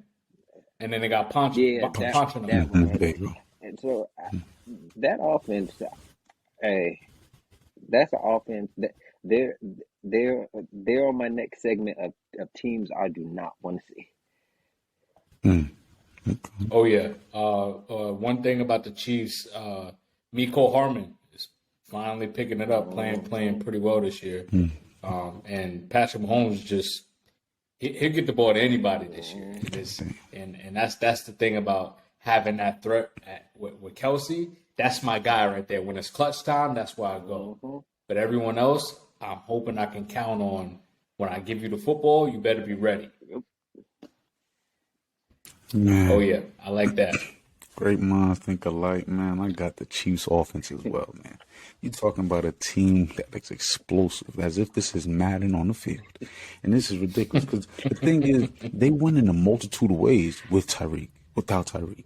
High scoring, low scoring, overtime, no overtime, double overtime, 20-17, 45-35. It don't matter. Like, and Chris Jones, like, I really thought the Honey Badger was key. He was key. But Chris Jones, that interior force, I believe, this guy, he's not going to have the numbers of the edge rushers, but the impact is something serious. But let me get back to this offense. Patrick Mahomes is able to allow Chris Jones and that defense to think, we got Pat on some Brady effect. He's able to affect the other quarterback's mind in a way that only a few can, Joe Montana and Tom Brady. Patrick Mahomes is doing it on and off the field in a direct way and an indirect way by being able to play with people's minds just because it's clutch time and everybody knows what Pat does during clutch time. So it elevates and puts that much more pressure on their shoulders when it's time to perform in the clutch time. And I love it. The Kansas City Chiefs will do perfectly fine with Travis or without Travis going forward. Oh yeah. And to close it out, I got to bring it to my Super Bowl pick at the beginning of the year was the Buffalo Bills. I'm not bringing up the Saints. Not going to bring them up this week. Yeah, because they just got beat up on tonight. So, I'm gonna go with the Buffalo Bills defense. I didn't say offense. I said their defense because their defense is still top tier. Von Miller, 7 sacks. Von just can't stop, man. He's just a wrecking. Everywhere he goes, he shows up and he plays football. They still don't have Tre'Davious White, so that's a scary look right there. Poyer didn't even play last week, so that's another scary thing right there. So once you get your starter and safety and your corner and your best corner, who's a top 5 corner in the league, back, I mean, one player that we got to stop sleeping on his defense is Teron Johnson. For some reason, every time I turn on the TV, he's making plays out there at nickel corner. And, again, this front seven is top tier. This defense is something to always be scared of. Because they can stop anybody, just not the Jets. I gotta agree. I can agree with that one. I really can. I thought you was gonna say the offense, and I was gonna be like, I don't know. But defense, I can agree with that one. Yeah. I gotta agree, man. I gotta agree. I believe in them, and it's because of that defense mostly. So I rock All with it. right. So we're gonna get into this last segment here, and this one is going to be a breakdown rapid fire. So you just say all 5 of your teams that you don't want to see in the playoffs, Mm-hmm. and then everyone else can comment on what you think. Mm-hmm. But what we got, Jimmy? What's this last topic? Boom, boom, boom. We got 49ers. We're going to go top five teams we don't want to see in the playoffs. And my team is the 49ers. We were speaking on them earlier. Jimmy G or not, they're scary as hell. Kyle Shanahan or not, they're scary as hell. The Eagles, Bengals, Titans, Dolphins. Boom. What's up? Hold on. Eagles, Bengals, Yeah, Titans, Dolphins. that's the one I heard right there. 49. Titans. Mm-hmm. Titans are really one-dimensional. I mean, I'm Yeah. not honestly. I would love to face the Titans. We played them last year. If you stop Derrick Henry, I'm not too much worried about Tannehill or Malik Willis. So, If you stop. we stopped them. So Mm. I would love to see them again. Playoffs is always different football, as we always talk about. The playoffs, NFL playoffs, makes you play to your weakness. So whatever you do best, that's typically what you shut down, and we force you to do the opposite. Go ahead, Don. My fault. You good. My five, I got 49ers also, Chiefs, Bills, Eagles, Bengals. Nice. The Can't push. Dolphins, though? I heard the Dolphins somewhere. Jimmie. Yeah. Yeah, I mean. You scared of the Dolphins in the playoffs? It can be a little tricky just because of how the formula. You can't match that. You know what I'm saying? Like, that's some rare shit. On some Bengal shit, like, you can't match them receivers. Them three receivers, the mixing out the backfield. You got Tyreek, Waddle. It's very similar for me. The Titans, more so because that run game, Derrick Henry in the cold. Oh, my goodness. I can't believe it. You tackling him in the cold? Yeah, I could agree so far on everything except the Titans, because again, I think you shut down Derrick Henry. It's pretty easy to stop this team. But I mean, y'all hit it on the money. But I think I got two different teams in there than y'all. Better not say them Falcons. Don't disrespect me. I can't bring out the hat today. We ain't win this week, so I can't bring out the hat. But I got San Fran. Tough team, right? You don't want to see this team in the playoffs. They a different breed in the playoffs. But I got the Bucks. In That's the a good one. playoffs. That's a good one. The Bucks, when their offense is healthy, Brady with Mike Evans, Chris Godwin, playoff Lenny. It ain't hit the playoffs yet, so we didn't get playoff Lenny yet. We didn't get him. But they like this backup running back, Ricard White, who's been playing pretty well. So it's a 50-50 share there. And you never know. Julio may just come out of the tunnel and say, "Hey, I'm gonna show up for a game and give you a quick 100 yards." Right? Brady might rejuvenate his career there. That's that Falcon fan and you saying that. You're right, because I'm about to bring up Russell Gage too, right? You never know. These guys are hurt. This is offensive pieces that they wanted to use, that they wanted to implement, that isn't there. So if they're healthy and they got a full load on defense, I mean, that could be a scary team, because one thing I won't do is bet against Brady. And then I got the Bengals. The offense just with Chase coming back. I mean, that offense is just too high powered, and the defense isn't playing bad either. The Chiefs, obviously, I can't count out Kelsey and Mahomes. Ever count them out. And then I got the Cowboys. And I got the Cowboys. I don't know if that defense just magically shows up in the playoffs. And Micah Parsons just going bananas, because it's wherever Micah goes, this defense follows. True. And he's out there making plays. Like, you see him on every play out there, moving tackles and guards and making tackles, making plays. And for me, it's just that offense is just they got to establish the run a little bit, but you got to get Tony Pollard in there a little bit more. I don't know, man. Make Zeke a goal line back or something.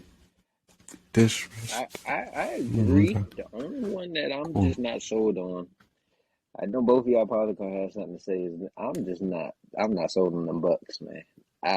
I'm not even sure they even gonna make the playoffs. To be honest with you, I mean, I don't know, But if they man. do, They might. if they do, I feel like their first round exit. Their offense is horrible.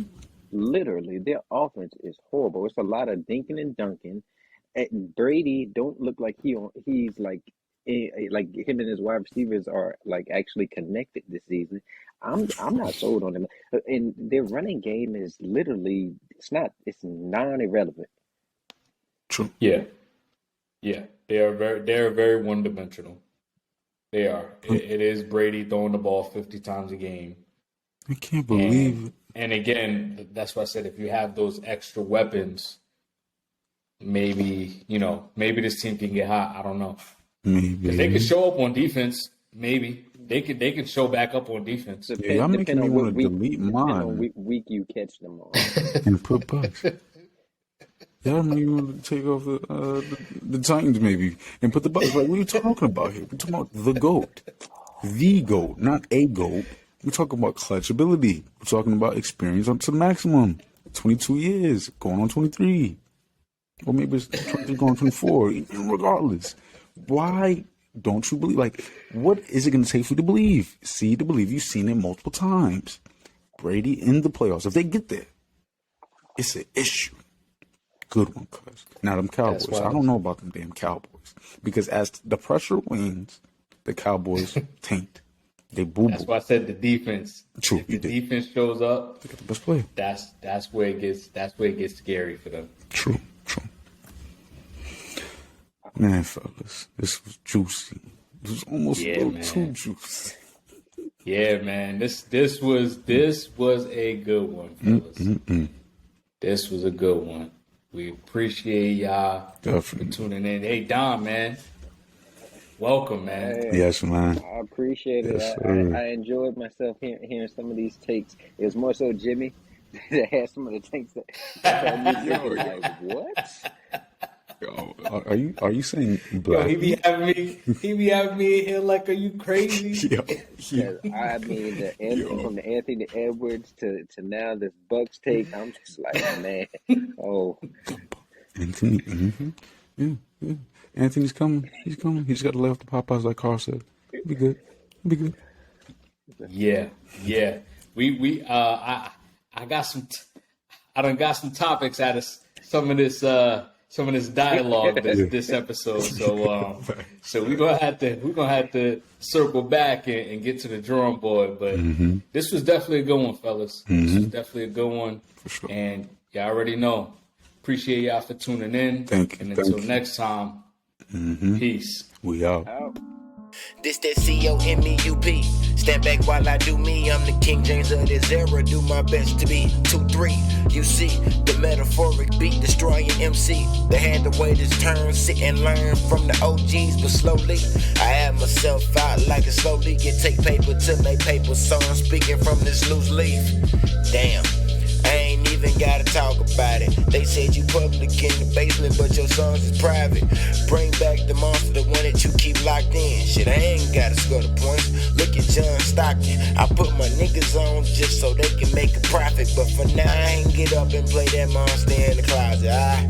Mon V hit 23. Rest in peace to every beat. Bring them leather bags and bring them white sheets. I'm all that in the bag of chips. Hit that nigga if he trip. Nigga run, you better not trip. Cause if you slip, I'm catching up, niggas, y'all running too slow. And if you running too fast, I'm gonna pick up me some more. Cause y'all niggas been tripping, yeah, y'all niggas been slipping. Y'all talk about cars and not the women, but I'm on a different tip, I'm on some different shit. I got some niggas back home depending on this shit. My niggas reppin' that gangrene shit. Boobie Mars, my nigga Wax, my nigga Chuck, we in this bitch. Nigga hitting New York around the summertime. And if you ain't dropped, you done around the summertime. I parachute when I jump out the booth. That mean I'm high, the bar is up, elevate you dudes. I'm back at it, I'm back rapping, I'm back scrapping, I'm back down to that real shit. You off of that old bullshit, y'all niggas drinking that malt liquor. Me and my niggas, we sip some rock, y'all niggas jump, we jump too. We pull the gun out, you get popped, that's the way it go, that's the way it is. That's the way a nigga always live, that's the way I was taught. Growing up, running around, little kids, we on the block in the road, nigga. Running around with that gold, nigga. I'm talking about my